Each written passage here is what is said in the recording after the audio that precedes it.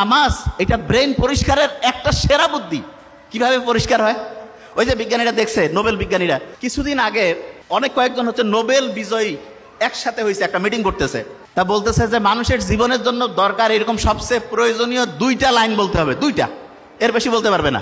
তো অনেক হিসাব কিতাব করে অনেকজন বিজ্ঞানী তো নোবেল নিছে, সবাই একটা করে বিভিন্ন জন বলছে। শেষে 2টা কথা সবচেয়ে বেশি পছন্দ হয়েছে, সবচেয়ে বেশি ভোট পেয়েছে। তার মধ্যে প্রথম কথাটা কোনটা জানেন? যে অবস্থায় আপনি আছেন শুকরিয়া আদায় করেন।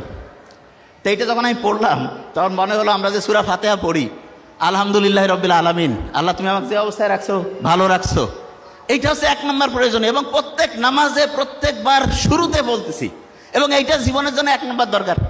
তার মানে নামাজ হচ্ছে আল্লাহর সাথে কানেকশন করার চাইতে আমার নিজের ভালোর জন্য দরকার বেশি। নিজে ভালো থাকবো কখন? যখন আমি চিন্তা করি যে আল্লাহ আমাকে তুমি যে অবস্থায় রাখছো ভালো রাখছো। আর দ্বিতীয় কথাটা কি দরকার? সেটা হচ্ছে মানুষ দীর্ঘদিন ভালো থাকতে পারবে, মানুষের ব্রেন সুস্থ থাকবে, মানুষ হচ্ছে উন্নতির দিকে যাবে কখন?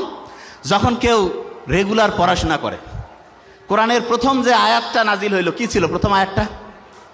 পড়ো তোমার প্রভুর নামে, ঠিক না? পড়ার কথা বলছে। তা আল্লাহ কিন্তু নাজিল হওয়া প্রথম কথাটা পড়ার সাথে। কোরআনে আমরা যখন সূরা ফাতিহার প্রথম যে আয়াতটা দিয়ে নামাজ শুরু করি প্রত্যেক রাকাতে, সেটা কি ছিল? প্রথম রাকাতে প্রত্যেকবারে বলতেছি, সেটা কি? সেটা হচ্ছে শুকরিয়া জানাচ্ছে আল্লাহর কাছে। তার মানে মানুষের জন্য যেটা সবচেয়ে প্রয়োজনীয় আল্লাহ কিন্তু সেট করে দিয়েছেন। এখন দেখেন, অনেকেই বলে না যে আমি পড়ি কিন্তু আমার পড়া খেয়াল থাকে না, আছে না? স্টুডেন্টের এই সমস্যাটা বেশি তো। আচ্ছা, ছেলেদের মধ্যে বলবেন ঈদের নামাজ কারা কারা পড়েন? একটু হাত উঁচু করেন তো। বাকিরা পড়েন না? ঈদের নামাজ প্রত্যেকে পড়ি। আচ্ছা, তাহলে ঈদের নামাজ যে পড়ি, ঈদের নামাজে রিয়েলি আপনাকে এবার হাত উঠাতে বলবো না, অনেকে ভুল করেন না? এদিক ওদিক তাকাচ্ছেন যে কি মানে যাবো নাকি হাত বাঁধবো, হয় না? 100% হয়। কিন্তু যখন আমি এই যে 5 ওয়াক্ত নামাজ পড়ি, এটা থেকেই হয়? প্রশ্নই আসে না। কারণটা কি? কারণটা হচ্ছে, আপনি এখন বলতে পারেন যে ভাই আমরা তো ওই ঈদের নামাজ মাত্র সেরকম পড়ি নাই। আপনি হিসাব করে দেখেন, প্রত্যেক বছরে 2 বার করে আপনি ঈদের নামাজ পড়েন। আপনি যদি 20 বছর ধরে নামাজ পড়তেছেন, 40 বার পড়ছেন, কিন্তু তারপর আপনার খেয়াল থাকে না। কারণটা কি?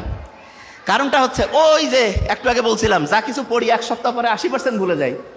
আপনি ঈদের নামাজ পড়েন তো বছরে 2 বার, আপনার পড়ার যে টেকনিকটা, যে নিয়মটা, সেটা শর্ট টার্ম মেমোরিতে থাকে, লং টার্মে আর রিজার্ভ হয় না। কিন্তু আপনি রেগুলার যে 5 ওয়াক্ত নামাজ পড়েন, এটা আপনার লং টার্ম মেমোরিতে রিজার্ভ হয়ে যায়। এই জন্য ঈদের নামাজটা এইটা থেকে একটা পড়ার টেকনিক বের করা যায়। সেটা কি? অনেক স্টুডেন্ট আছে বছরে একটা চ্যাপ্টার পড়লো, 6 মাস নাই, আর হঠাৎ করে বই থেকে প্রশ্ন করছে, জিজ্ঞাসা করছে, উত্তর দিতে পারতেছে না। কেন পারে না? কারণ পড়াটা শর্ট টার্ম থেকে হারাই গেছে। লং টার্মে যদি পড়াটা রিজার্ভ করতে চাই, তাহলে যেটা করতে হবে সেটা হচ্ছে ভুলে যাওয়ার আগে রিভিশন দিতে হবে।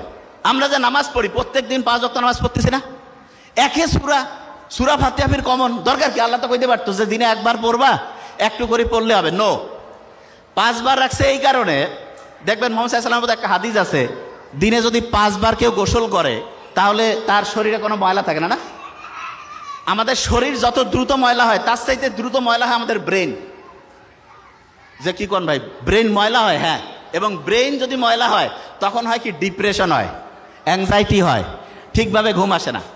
তা ব্রেনটা পরিষ্কার করার জন্য প্রত্যেক দিন 5 বার গোসল করার চাইতে উপকারী জিনিস নামাজের ব্যবস্থা আল্লাহ করছে। তার মানে নামাজ এটা ব্রেন পরিষ্কারের একটা সেরা বুদ্ধি।